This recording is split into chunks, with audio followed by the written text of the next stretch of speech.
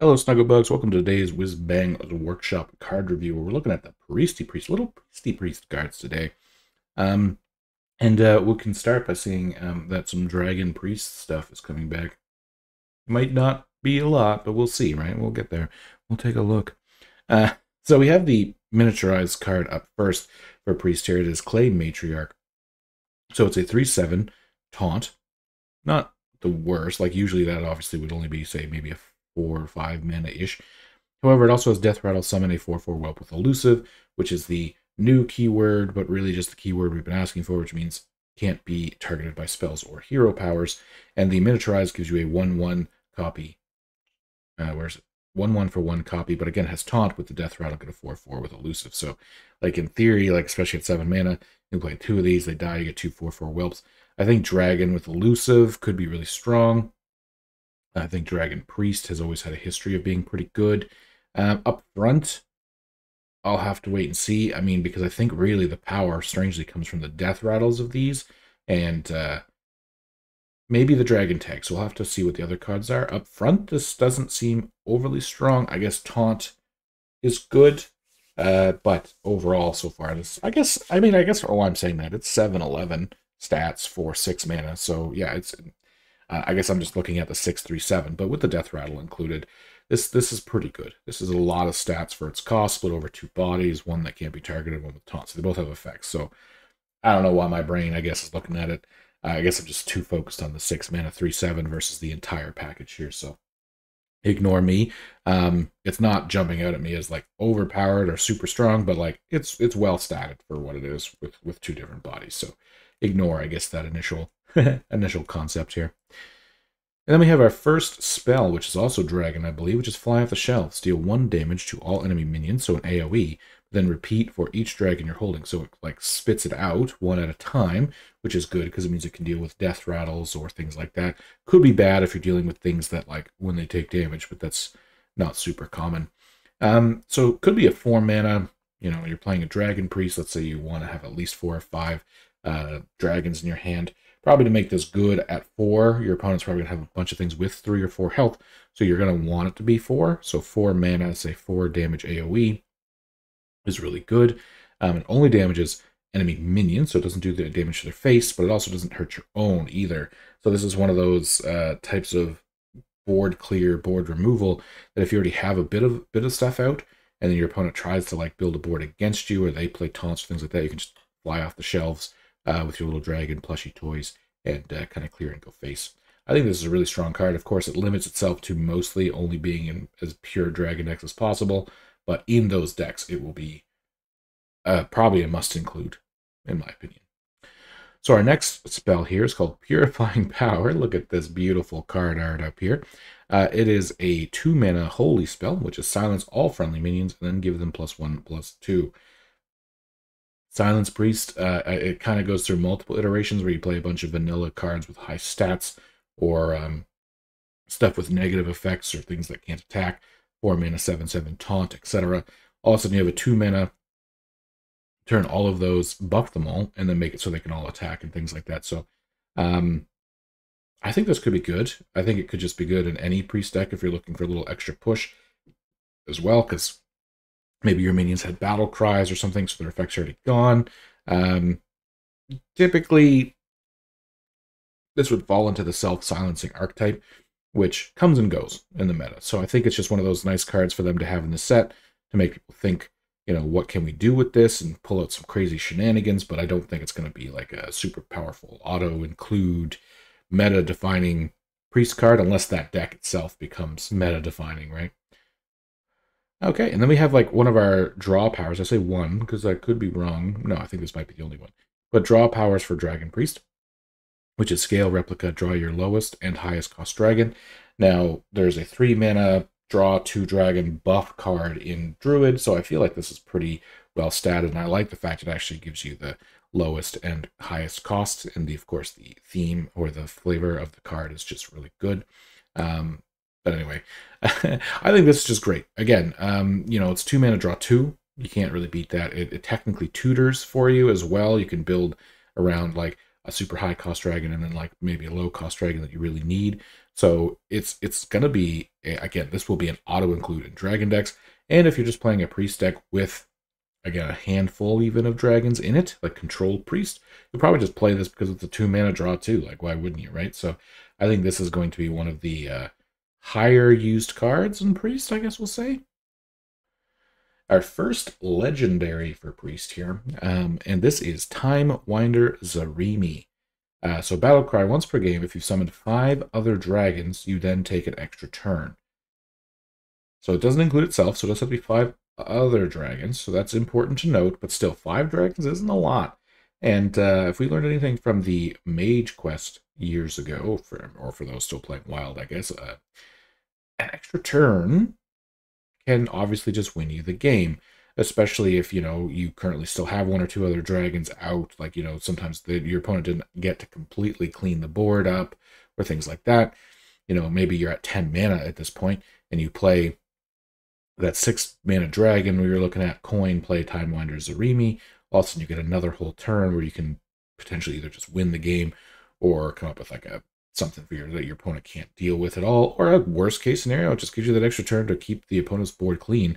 So you're forcing the reset. You're putting yourself back in control, because a lot of times with deck-based or board-based decks, and I apologize if I'm preaching to the choir a little bit here, of course it becomes a thing where if your opponent, you play, your opponent clears, but then you play another thing, they get the value, they own the board, right? It takes either a board clear, or sometimes if you are a minion-based deck, which a lot of times dragons can tend to be pretty heavy minions, this kind of gives you that ability to play, not let them react, you get your turn to react and clear the board, then all of a sudden you're back in control, right? So I think it kind of could act as a pseudo just control tool versus necessarily a win condition, but we'll have to almost wait and see what kind of decks come out with it. But overall, I like it. I don't think I'm going to like playing against it, to be fair. But I mean, I like Dragon Priest. I like this idea, so I'm interested. I'm intrigued. Now, this is kind of the start of a second package of stuff that I had seen come out of the Priest. I only seen, again, a couple reveals just because Facebook, I was trying to stay away from as many things as possible until my sort of blind review, but unfortunately I did see a few.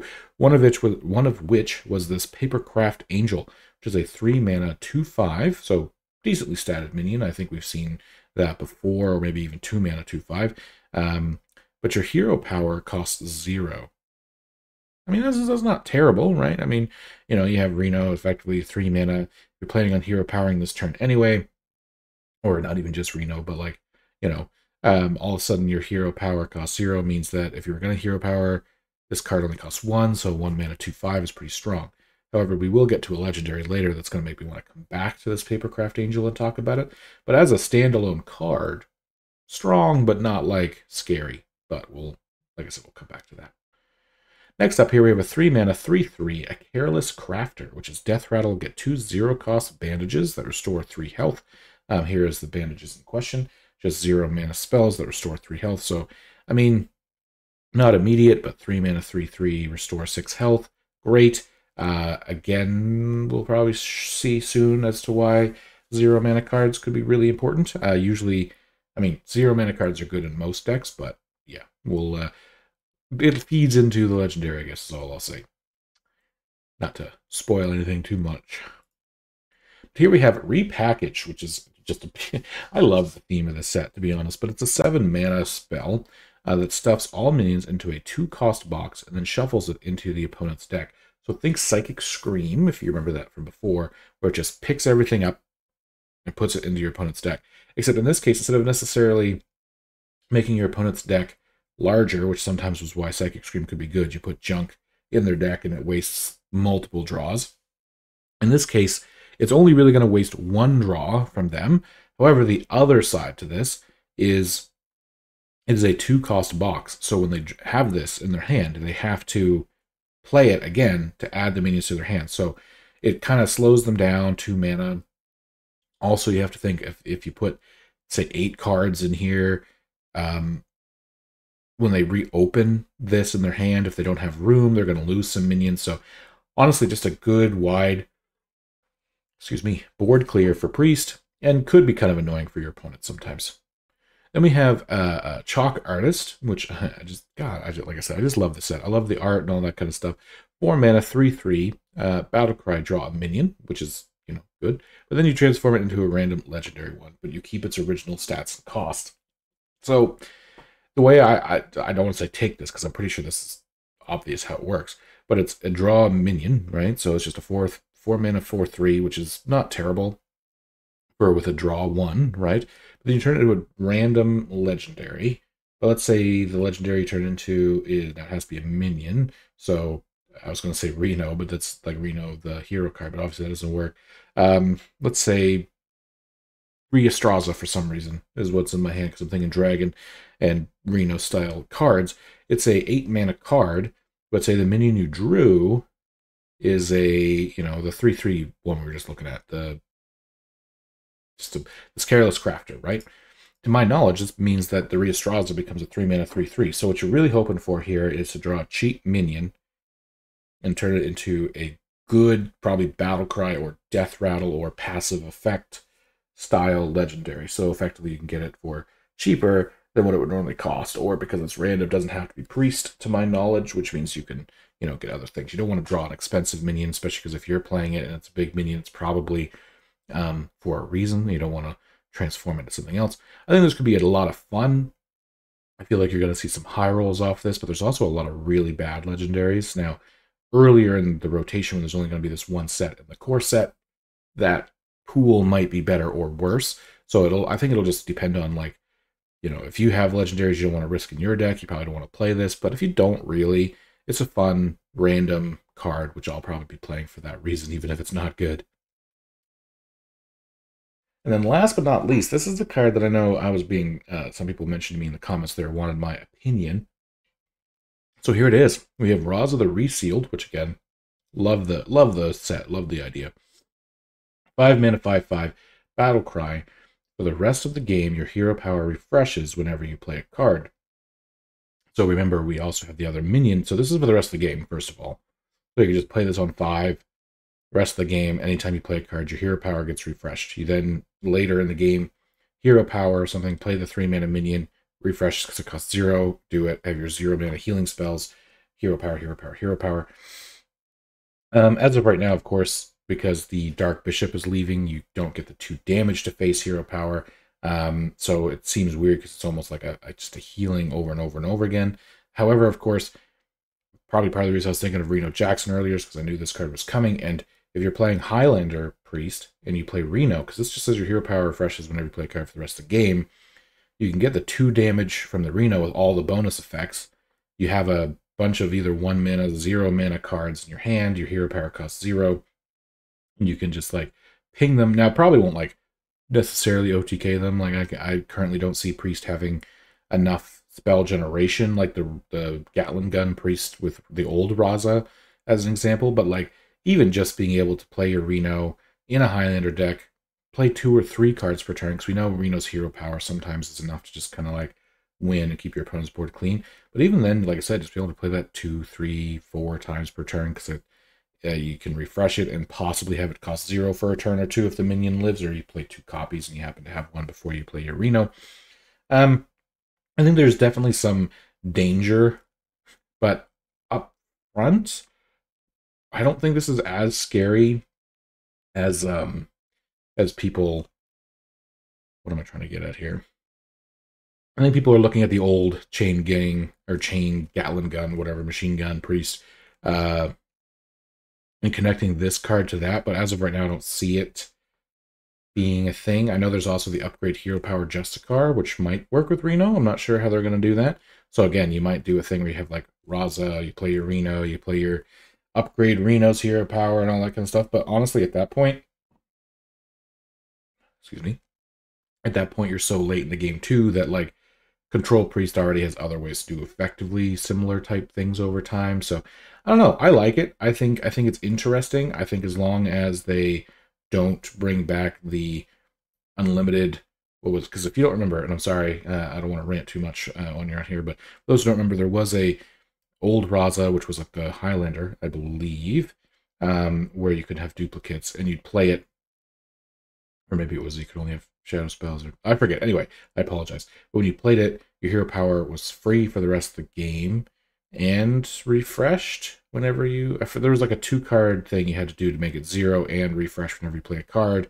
And then you would play those elementals that would make your spells cheaper, and the one that generated a spell every time you played a spell, and you would just ping for 2 and like play your unlimited, mostly unlimited cheap 0 to 1 cost spells and just hit them in the face for lethal usually.